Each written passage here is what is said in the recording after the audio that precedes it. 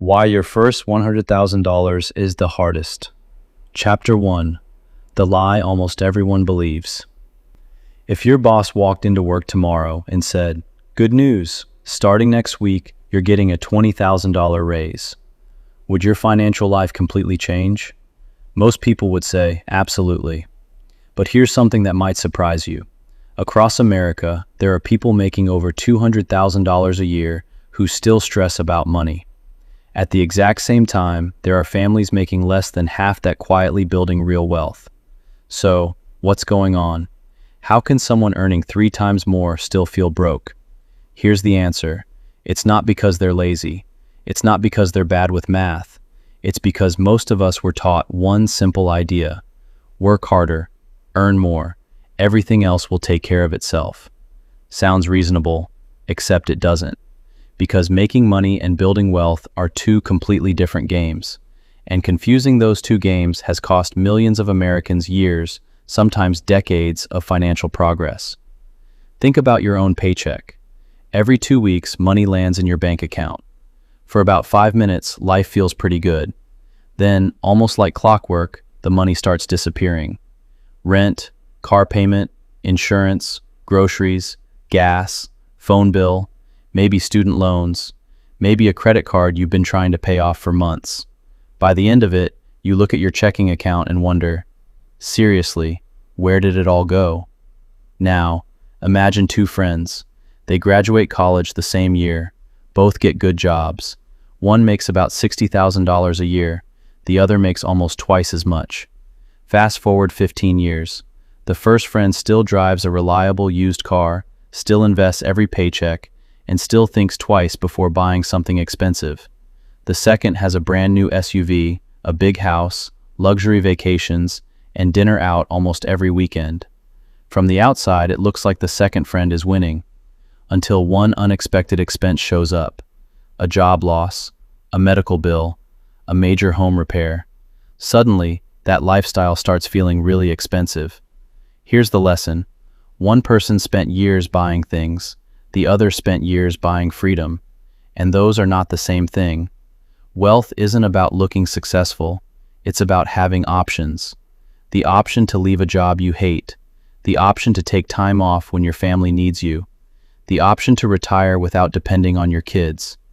Money doesn't buy happiness, but having choices, that changes everything. Now, here's where people usually get stuck. They hear this and think, okay, so I just need to save more. Not exactly. Building wealth isn't just about saving money. It's about putting your money somewhere where it has a chance to start working right alongside you. And that's where almost everyone loses patience, because the beginning feels slow, painfully slow.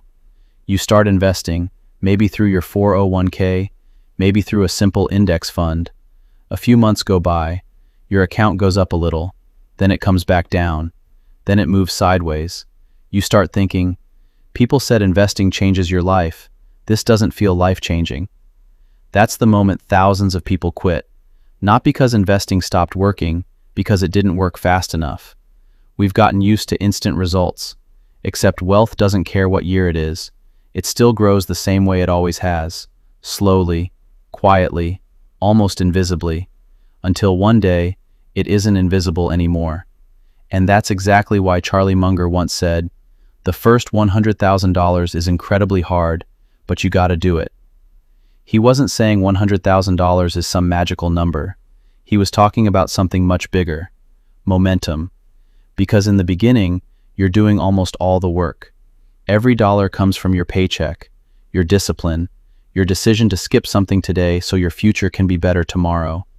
But eventually, something incredible starts happening. Your money starts showing up to work too. And that's when the game begins to change. Chapter 2. The day your money stops needing you.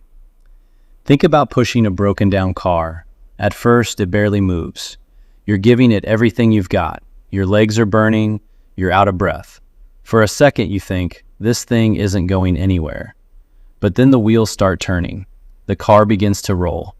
And suddenly, keeping it moving is much easier than getting it started. Building wealth feels exactly like that. The beginning is all you. Every dollar comes from your paycheck. Every investment is something you chose not to spend. You're doing all the heavy lifting. But over time, something shifts. Imagine you've been investing $500 every month.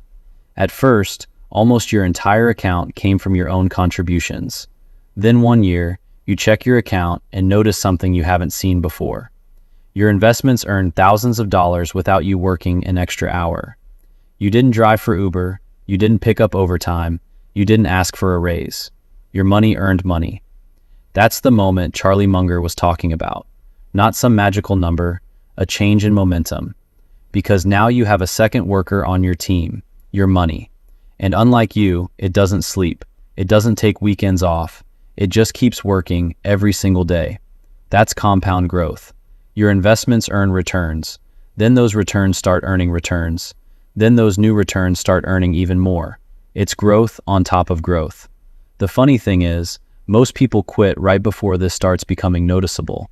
They invest for a year or two. They expected fireworks. Instead, they got slow progress. So they stop.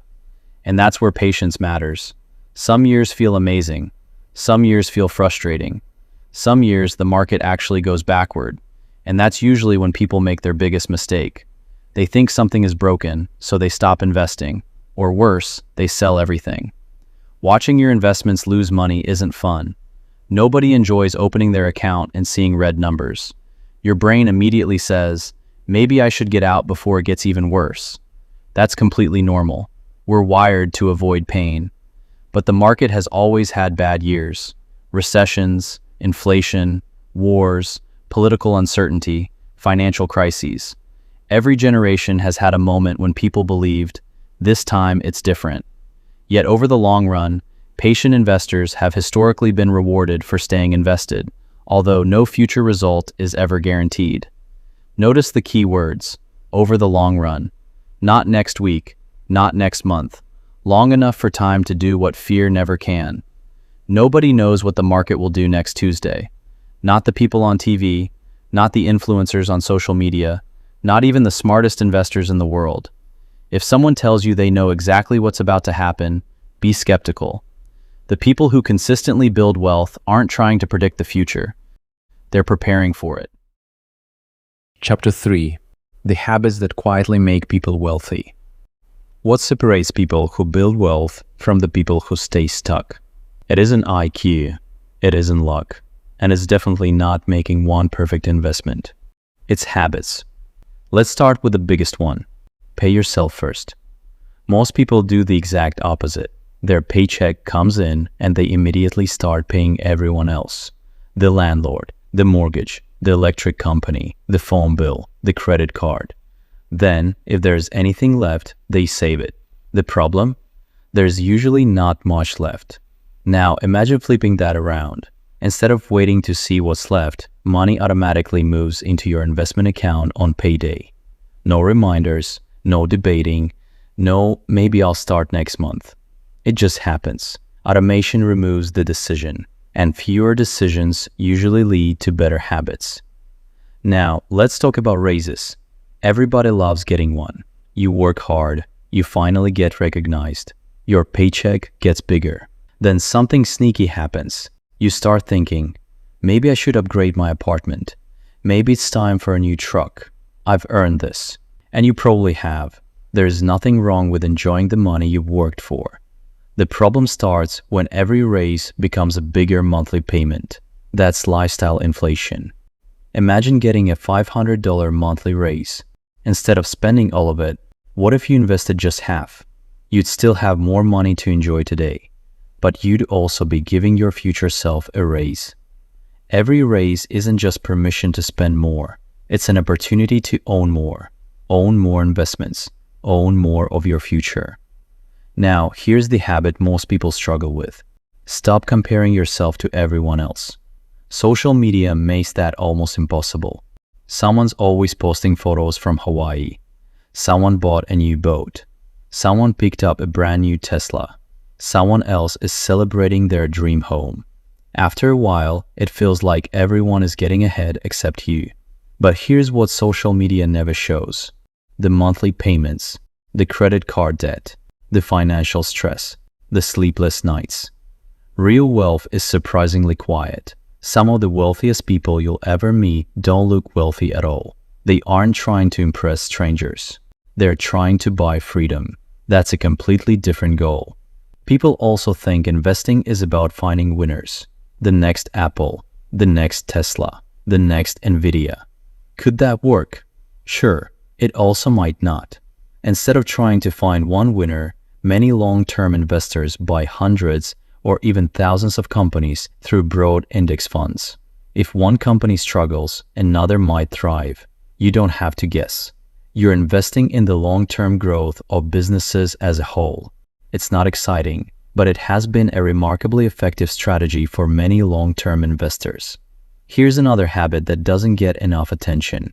Keep learning. Not because you need a finance degree. You don't. But understanding money changes the questions you ask. Instead of asking, "Can I afford the monthly payment?" you start asking, "How much will this actually cost me over 5 years?" Instead of asking, "What's the hottest investment right now?" you ask, "Do I even understand what I'm buying?" Those are completely different questions, and they usually lead to better decisions. Finally, let's talk about patience. You invest, you wait. You invest again, you wait some more. Months go by, then years. It can feel like watching paint dry, but every contribution is buying a tiny piece of your future. The funny thing about wealth is it almost always looks slow while you're building it. Only when you look back does it seem obvious. That's why people call successful investors lucky. They usually weren't lucky. They were simply patient longer than everyone else. Chapter 4. The biggest test every investor faces. Sooner or later, every investor faces the same challenge, a market that suddenly starts falling. You wake up one morning, open your investing app, and your account is down. Maybe a few $1,000s, maybe a lot more. The headlines aren't helping either. Markets tumble, investors panic, recession fears grow. Your family asks if you should pull your money out. Social media is full of experts explaining why this time is different. And for the first time, you start wondering if they might be right. Nobody likes seeing their hard-earned money lose value. It feels personal. You worked for that money. You skipped vacations. You passed on things you wanted. And now your account is shrinking. Everything inside you wants to hit one button: sell. Because selling feels like taking control. It feels like you're protecting yourself. But here's the problem. The stock market doesn't care how you feel. It doesn't reward fear. It doesn't punish patience. It simply moves. Sometimes up, sometimes down. That's the price investors pay for long-term growth. Think about driving across the country. You expect traffic, construction, bad weather, maybe even a flat tire. None of those things mean you're heading to the wrong destination. They're just part of the trip. The stock market works the same way. Downturns aren't a sign investing stopped working. They're part of how investing works. Now, does that mean you should ignore everything? Of course not. It means having a plan before emotions take over. Because during a market crash, your biggest enemy usually isn't the economy. It's panic. Imagine buying a house. A week later, someone offers you 20% less than what you paid. Would you immediately sell it? Probably not. Because nothing about the house changed. The offer changed. Now think about the stock market. Companies don't suddenly become worthless because prices fall for a while. Prices and value aren't always the same thing. Price tells you what people are willing to pay today. Value is what something is actually worth over time. That's why experienced investors don't just ask, "What's the price?" They ask, "Has the business actually changed?" Now let's talk about another mistake: comfort. As your income grows, life gets easier. You start eating out more. You upgrade your phone. Maybe you buy a bigger home. None of those things are bad. The problem starts when every dollar you earn already belongs to someone else before payday even arrives. More income, more payments, more financial pressure. That's how people making $250,000 a year can still feel trapped. Because freedom isn't measured by income. It's measured by how much of your income you actually keep. The people who quietly build wealth understand something simple. Every dollar has a job. Some dollars pay today's bills. Others build tomorrow's freedom. The trick is making sure enough of them are working for tomorrow. Building wealth isn't about depriving yourself forever. It's about spending on what truly makes your life better and spending less on things that only impress other people. A lot of purchases feel exciting for about a week. Financial freedom feels good for decades. Most people spend their whole lives trying to make the income bucket bigger. The people who eventually become financially independent focus on filling the wealth bucket instead. That's the game. Not looking rich, becoming secure. Not chasing every trend, owning assets that quietly grow over time. Not impressing strangers, creating choices for yourself and the people you love. Because at the end of the day, money is just a tool, and the best tools give you more freedom, not more stress. Chapter 5. The lesson that changes everything. So, what's the one lesson that ties it all together? It isn't about hitting exactly $100,000. It's something much bigger. Let's go back to Charlie Munger's quote, one last time. The first $100,000 is incredibly hard, but you got to do it. Most people hear that and focus on the number $100,000. But that isn't the lesson. The hardest part isn't earning the money. It's becoming the kind of person who can keep building it. By the time someone reaches their first $100,000, they've learned to ignore the noise. They don't panic every time the market falls. They spend less trying to impress others and more on building their future. They've learned that getting rich slowly usually beats trying to get rich fast. Those habits are worth far more than the money itself. Because money can disappear, discipline stays with you. Financial freedom doesn't begin when you become a millionaire. It begins much earlier. It begins the day you stop spending every dollar you earn. When an emergency doesn't become a financial disaster. When your investments quietly earn money while you sleep. When money stops controlling every decision you make. That's freedom. Not a mansion, not a sports car, not a private jet. Just having choices. Imagine your car breaks down and you can pay for it without reaching for a credit card. Imagine losing your job without feeling immediate panic. Imagine retiring one day, not because you have to, but because you finally get to choose. That's what wealth really buys. Options. And the best part? You don't have to be born rich. You don't need perfect timing.